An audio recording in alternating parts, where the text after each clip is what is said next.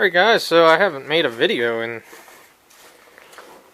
I don't even know if I made a video this year or not. So happy 2020. I think I did. I think the 450 project was this year. But I haven't made a video for a couple weeks, just been too cold and I haven't been out in the shop doing anything, so I went to start the 818 this morning and the battery was low. It turned over but not quick enough to start, so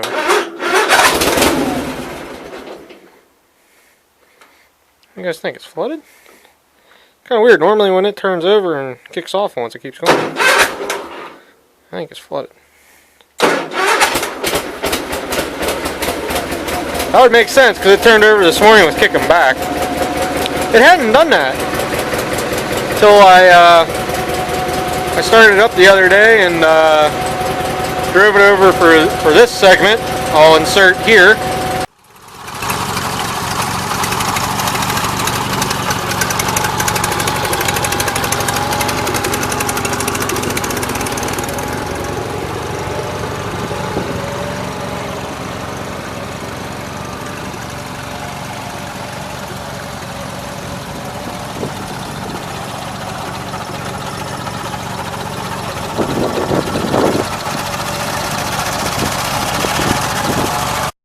That was the all-owning plow team I got going this year, so that's all this tractor needs is a little bit of juice to get her turning over, and she's good. The only thing that would help is if I had an actual car battery in this, because I've always had trouble with this tractor in the winter, even with I think this is a 420 cranking amp battery in here. Yeah. 420, but this battery is 2 or 3 years old at this point, so at the point now in the winter I gotta keep a charger on it to get it to start. It had been good since light up night parade in November, so I got that to run. Pick up my drink here. Gonna move some stuff around the shop as I bought a carb kit for the 450. It's not here yet as far as I know. One second, it's all tangled up on this stuff. It's not here as far as I know, but something else in the shop. I haven't, I've owned that tractor for a while, I just haven't made a video about what I'm doing to it. So hold on a minute here, I'll get things opened up and get the heat on. And I'll be out here for a little bit this afternoon, even if it's only an hour or two. So here we go. Now I left the door unlocked this morning while I was out here. I'm going to turn that one on just because. Plug the heat in.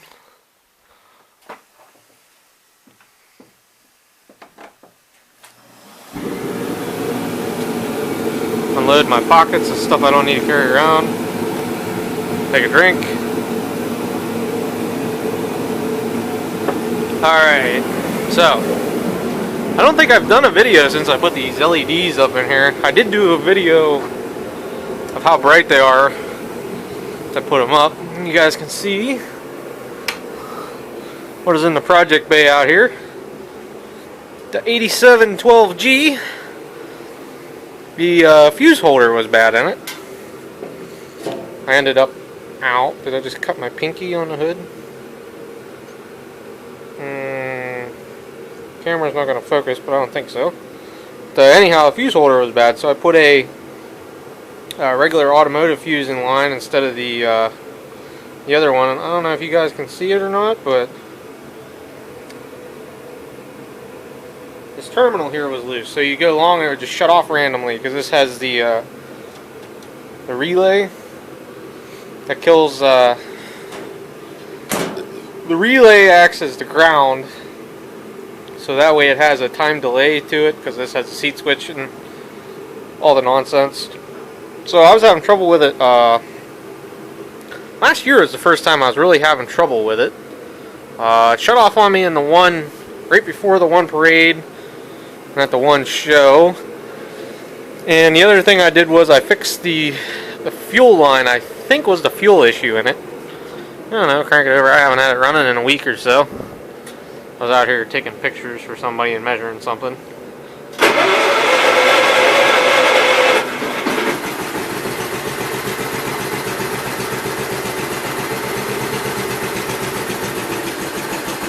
full-blooded Kohlers.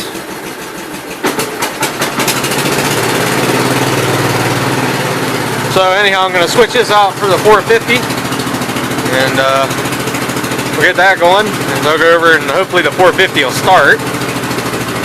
It's been pretty cold, and that battery in that is, it's so-so. So anyhow, as I get the air out of my eye, I'll go over there. So we've got the building opened up here, the 12Gs over here. 450 has some petrol in it. Oh. Why is the choke cable not working? Is it gonna be one of them kind of days? There we go. Actually, I think it slid in the holder. Well, let's see what it does.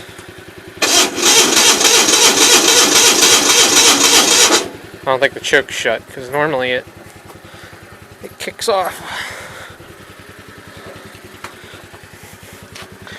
See what we got going on down here. This is the choke cable, right? Or because this choke cable has this bend in it. I don't like that, but that's all I can really do with it. Now let's see something. Does the choke shut the whole way off? Seems like it does.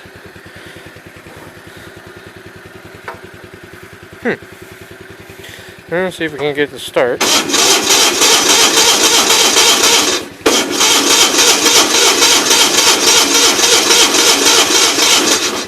Yeah, I know the choke cable isn't shut. Choke isn't shut. Okay, hold on a minute. Let me monkey with this. You guys aren't going to be able to see it, but I found a problem.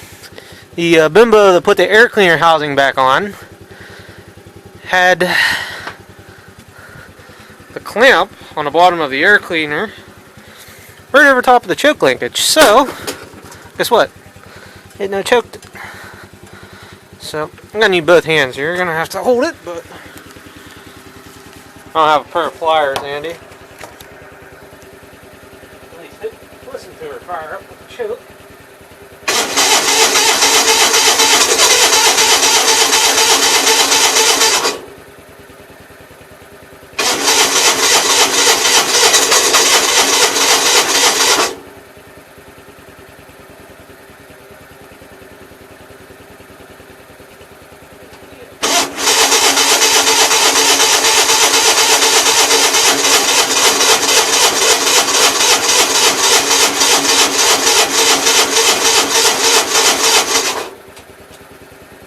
One of them kind of days around here. Now I thought somewhere over here I saw a can of carb cleaner floating around. Not like it was a full can, but it would have been enough to give this some liquid encouragement. I thought it was laying on the ground somewhere. Aha! It's a snake in my hat.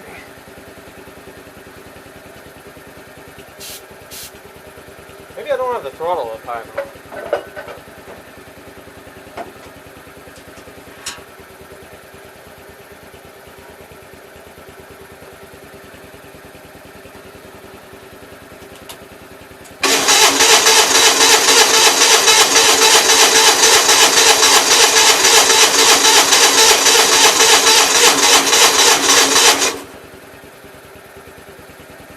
Was flooded.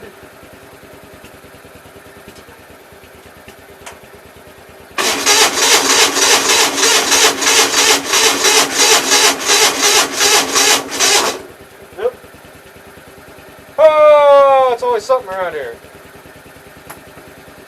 I think it would have started if the choke cable would have been right.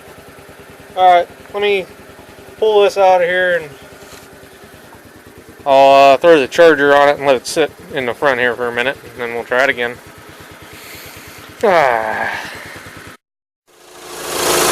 Okay, I literally shut the camera off, threw the 2 amp trickle charger on it, and it fired right up. I don't know. Whatever. Note to self.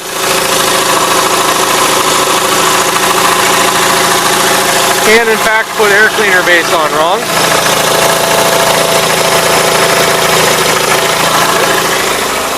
I'm I might have been covering the microphone there, sorry.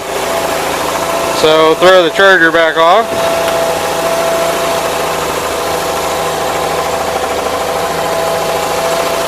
I might go run this out and get the mail. Just charge the battery a little bit. Alright, that's there, so let me put my glove back on.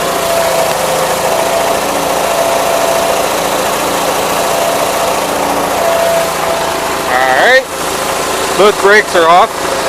That's funny because I know I drove this the other day. I moved my trailer with some lumber on.